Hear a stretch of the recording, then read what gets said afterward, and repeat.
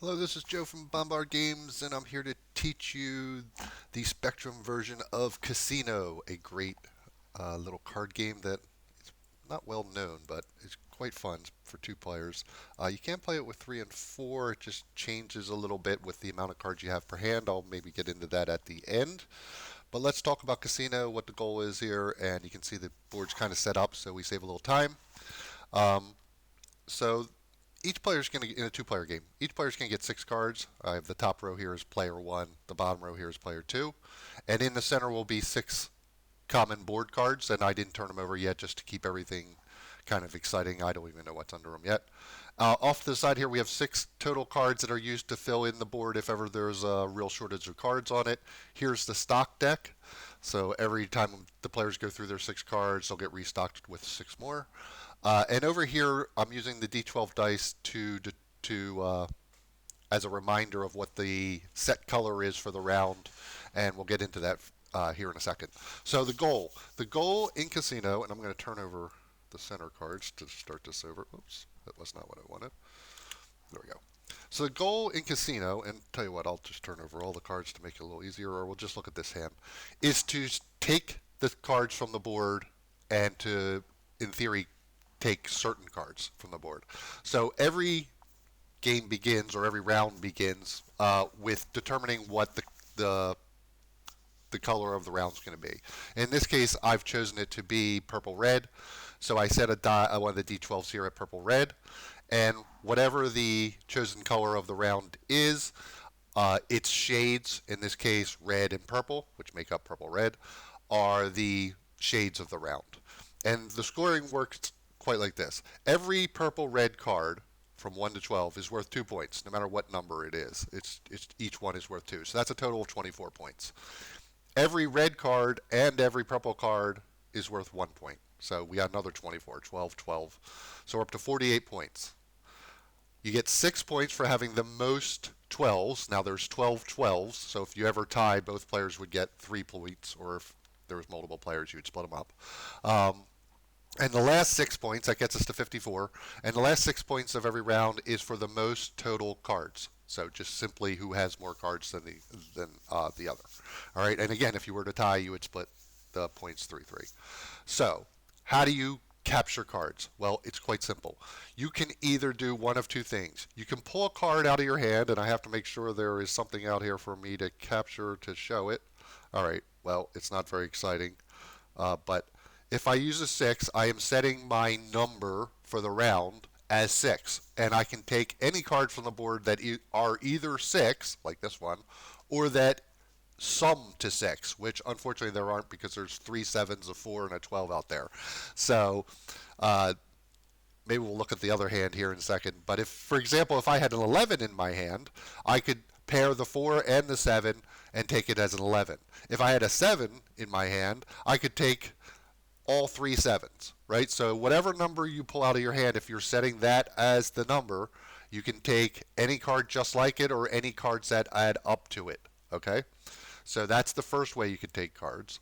The second way, and I'm not exactly sure, oh yeah, I can do it.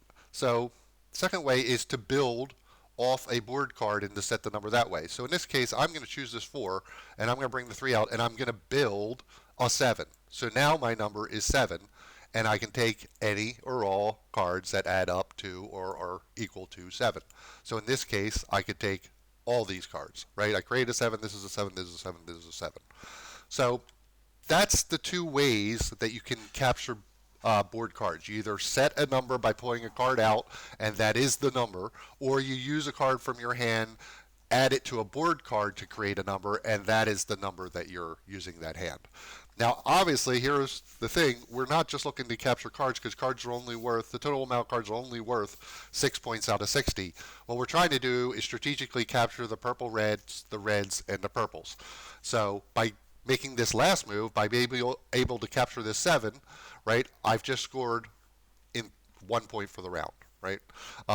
So what we'll do, what I normally try to do is I'll put my shaded cards, in one area. I don't have any purple reds from this play, so the rest of these cards, and there's no 12s in this play, so the rest of these cards are just total amount of cards, so they're going to go over here.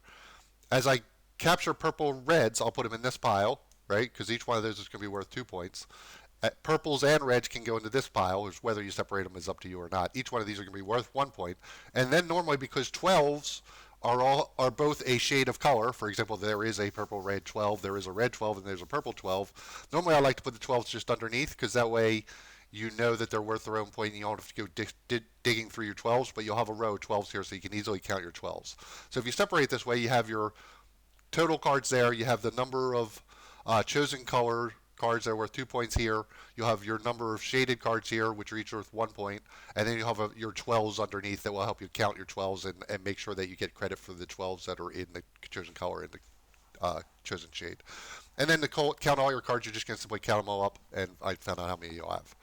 So that was player one. He's done, right? So let's take a look at here, player two. He has to play from the board. Notice there's only 2 cards left. So he either needs a 12 or a 6, or he needs a 6 to create a 12, right? So he doesn't have a 12, but he does have this. Whoops, sorry. He does have a 6, so he can. So he will say, I will create a 12, and he'll take that card. So the purple red, he gained 2 points for taking the 6, right? The 12, I'll put it up here. It is a non-scoring colored 12, so it's just a 12 that counts to the thing. It's not red, purple, or thing. So I'll put it above the total cards, and then I'll put his total cards right here.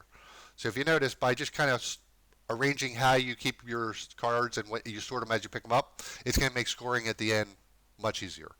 So what's nice here is we ended up showing an incident where what happens when the board goes empty. Well, during a hand, which we are in the middle of, it's up to the players to repopulate the board. So it would be up to player one to kind of figure out, well, he has no idea what's over there, but he wouldn't want to throw points on the board, so he would want to stay away from throwing away purple, reds, and purples because he would just give his opponent a chance to get it right away, right? So best thing to do, maybe throw like this 9 green. If he has a 9, who cares? He grabbed a card. He actually does have a 9, so now it would be up to player 2 to decide, does he want to take this 9 and keep forcing player 1 to fill the board, which is probably the best move, or he could kind of set up where he threw out a 2, right? And he's waiting, hoping that player 1 does not have a 9, a 2, or an 11, which they don't, but there are other ways around that. If he had a 7, he could create a 9. In this case, this would have been the right play because player 1 can't really do anything about it, and that would set up player 1's going to have to put something on the board. But then that would set up player 2 to come back the next round and take the 9 that way. But really, if you think about it, this is a red-orange, right? So this is an orange. This is the blue-purple. We got blue, and we got blue-purple. So he's not really got any scoring cards. So it's really how many can take the most cards. I would just force my opponent to keep filling the board. You never know what they're going to have to throw out there. So we'll add that to his pile of just normal cards, and that forces our opponent to throw out. Oh, he wouldn't want to do that. Sorry. I'm trying to play 2 hands here. That purple's a scoring card, so you probably want to hold that to the end just in case. Maybe this 6. Yeah, that doesn't help him. So he probably throw garbage 2. Now do we have anything over here that can help? Not really. We can't make numbers. Oh, we can make the 6 now. So, we can make this 6 here. So we'll grab those for this guy. He goes and hit his normal pile. Now it's up to player 2 to fill the board. So the non-scoring's here. That is a nice move for player 1 because he's going to take the purple, right? So he knows that's going to go here. Non-scoring are here. So you can see he now has 2 points. You can easily count them up. There's only 1 card here, so that's 2 points. And it's going to come up here 4. You don't always throw your lower card because if you have a higher card, there's a chance your opponent might throw the card that will make your number. In this case, it's not going to happen. So this is the way the board would end for round 1, right? We see the cards captured. These 6 cards are called the board cards. They're put on the board when there's none to begin the round. Other than that, they normally aren't used. So we would just give each player 6 cards, and I'm not going to deal them alternatively like you probably would if you're playing, but let's throw 6 more out. And you can play 2 ways here, whether you want to switch up who goes first in each round, so now player 2 would have to go first this round, or you can keep it so that for the entire deck of cards, the entire round, which I believe is 11 hands. The same player goes first, and then the next round, you switch it up. The goal of the game is the first player to reach 100 points, or if both players do, the highest score wins the game, right? So the 100 is the barrier when the game ends.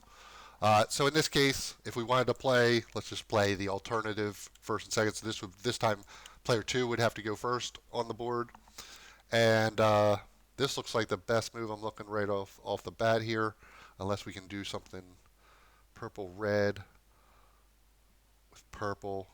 I'm just seeing if I can capture multiples here because I could get the whole board with do an 11, but I don't think I can get purple red.